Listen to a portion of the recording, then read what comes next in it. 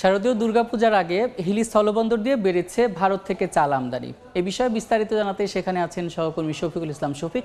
সরাসরি যুক্ত হচ্ছে তার সঙ্গে। শফিক, হিলি স্থল বন্দর দিয়ে পর্যাপ্ত চালের আমদানি স্বাভাবিক রয়েছে। সরকার বা গত মাসের 12 তারিখ থেকে চাল আমদানি শুরু হলে চলতি মাসের 30 তারিখ পর্যন্ত মেয়াদ থাকলেও সেই মেয়াদের আগে হিলি স্থল বন্দর দিয়ে কিন্তু 26 তারিখকে শারদীয় দুর্গাপূজা উপলক্ষে 8 দিন বন্ধ থাকবে। তো এই নিয়ে ব্যবসার মধ্যে একটা বেশ দুশ্চিন্তা ছিল। তবে একটা স্বস্তির খবর হচ্ছে গতকালকেই সরকার আবারও চাল আমদানির যে মেয়াদ সে মেয়াদ কিন্তু 30 দিন বৃদ্ধি করেছে। এতে করে ব্যবসায়ীদের মাঝে কিন্তু একটা স্বস্তি আমরা লক্ষ্য করেছি। আমরা ব্যবসায়ীদের সাথে কথা বলেছিলাম, ব্যবসায়ীরা বলছেন যদি সরকার চালের যে মেয়াদ সেটা বৃদ্ধি না করলে তারা হয়তো লোকসানে ভোগে পড়তো। পর্যাপ্ত যে লোডিং অবস্থার চাল ছিল সেগুলো হয়তো বাজারে বন্দরে প্রবেশ করা তাদের জন্য খুব কষ্টকর হয়ে যেত।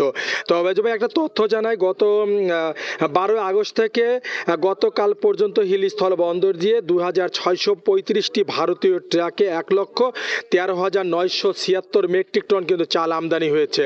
তবে চালের পর্যাপ্ত আমদানি রয়েছে। ব্যবসায়ীরা বলছেন যেহেতু চালের চাহিদা রয়েছে, হিলি স্থল বন্দরের তথ্য যদি বলি, আমি আপনাকে যে মোবাইল ক্যামেরার মাধ্যমে দেখাই, এগুলি হচ্ছে ভারত থেকে আমদানিকৃত চাল বোঝাই ট্রাক। বন্দরের হিসাব মতো এখানে সারিবদ্ধভাবে 301টি ট্রাক চাল বোঝাই ট্রাক দাঁড়িয়ে আছে, সেগুলো হচ্ছে বিক্রির অপেক্ষায়। তবে ব্যবসায়ীরা বর্তমানে বন্দর কর্তৃপক্ষ বলছেন যে পরিমাণ চাল বন্দরে প্রবেশ করছে হয়তো দ্রুত খালাস না করলে বন্দরে হয়তো জায়গার একটা সংকলন দেখা দিতে পারে, এমনটা বন্দর কর্তৃপক্ষ বলছেন।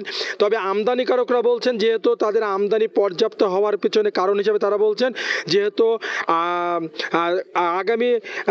আগামী 26 তারিখ থেকে 8 দিনের জন্য যে হিলিস্থল বন্দর বন্ধ হয়ে যাবে, আমদানি রপ্তানি বন্ধ থাকবে, সেই সময় হয়তো সেই কারণেই কিন্তু তারা চালের আমদানি তারা বৃদ্ধি করেছে। তবে হিলিস্থল বন্দর দিয়ে যেসব চাল আমদানি হচ্ছে সে চালগুলো কিন্তু বন্দর থেকে তারা বিক্রি করছে। তবে এখানে প্রচুর পরিমাণ কিন্তু এখানে বাহির থেকে পাইকারি ব্যবসায়ীরা আছেন। চালের যেসব চালগুলো এখানে আমদানি হচ্ছে, সম্পা কাটারি স্বর্ণা চাল আমদানি হচ্ছে, বিভিন্ন জায়গাতে পাইকারি ব্যবসায়ীরা আসছেন।